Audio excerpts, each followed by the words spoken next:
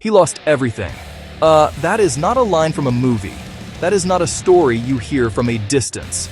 That is the cold, hard truth of what happened. One day, he woke up with a plan. He had a vision. He had a future he was building with his own two hands. The next day, it was all gone. It vanished like smoke in the wind. This is a true story about a comeback that seemed impossible.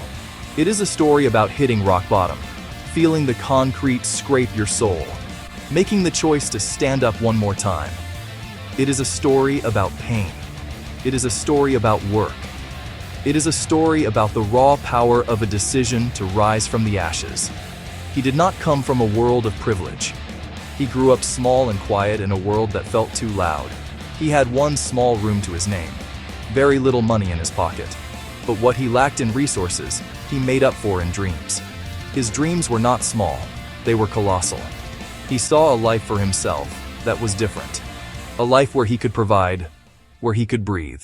The company he worked for, his main income, shut its doors without warning. His savings began to evaporate. A health crisis struck his mother. Medical bills piled like mountains. Keeping the lights on became a daily battle. Pride forced him to hide the terrifying truth. He felt utterly and completely alone, isolated on an island of fear. The nights became his enemy, long and suffocating. How did I lose my way? The fall was not slow. It was sudden, violent. He lost his apartment, his small sanctuary. He slept on worn-out couches, always feeling like a burden. His meals became cheap, tasteless, infrequent. The calls dwindled, then stopped. Their silence a deafening judgment. He felt he'd failed everyone who believed in him. Every door was slammed shut. Each no felt loud, final, personal.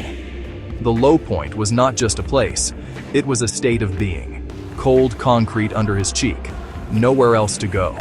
A gnawing emptiness that had nothing to do with hunger. He walked the city like a ghost, a world he was no longer part of. Shame weighed him down. You should have saved more.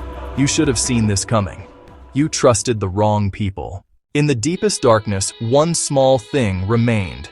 It was not loud, not a roaring fire, a tiny flickering spark. He could still read.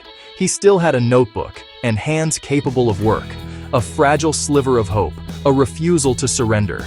It whispered, maybe not today, but one day. That spark is the secret of every comeback, the seed from which mountains move. He made a decision, a quiet, personal commitment, no audience. He stopped staring at the mountain and lifted the next stone. One practical skill people needed, something he could do with his hands. Free videos, cracked screen, no excuses. Days searching for any work, no matter how small. Nights studying, practicing, refining. He slept less, worked more, fueled by singular focus. He started low, sometimes for a hot meal. Free jobs to prove reliability and quality. He asked for advice. What am I missing? How can I get better? Rejection after rejection. Mistakes that stung. He converted failure into instruction. Each failure became a stepping stone. Protect the spark. Feed it with small, consistent actions. He wasn't soaring yet, but for the first time in a long time, he was no longer sinking. He was fighting the current. The doors stayed closed. The no's echoed. Despair tempted him to quit. But he remembered the spark, the promise. The grind is repetitive, tiring, thankless. Then a crack of light, a tiny job. For him, it was everything. He over-delivered, early in, late out, immaculate cleanup. The client noticed. She called again. One yes, a first brick. Word spread slowly, ripples into momentum. Enough to eat better, buy boots, feel dignity return. Every dollar a seed, one coin, $1, one job at a time. Not a sprint, a marathon, defined by laying the next brick and the next. As work grew, so did his confidence. Symbols of self-sufficiency. He trained and mentored, paying forward the chance he received. Simple, non-negotiable habits became bedrock. Slow days stacked into strong months. He let go of resentment. He chose the future. His family felt the change. Pride returned. He forgave himself. The fall was a chapter, not the book.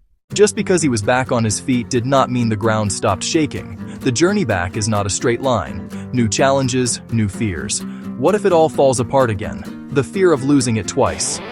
He prepared for weather, saved a portion from every payment, peace of mind.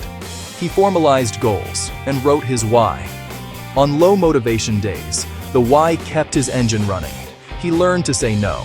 Every yes to distraction is a no to the dream. Asking for help from strength. True strength knows when. He changed doubt into curiosity. Doubt is a period. Curiosity is a beginning. Curiosity asks for the next step. Get 1% better now. Curiosity deflates doubt. Trade comfort for craft. Comfort whispers. Craft demands. Practice. Attention, focus, work. Masters choose craft over comfort.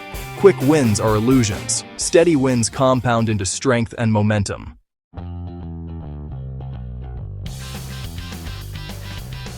This story is not just about him.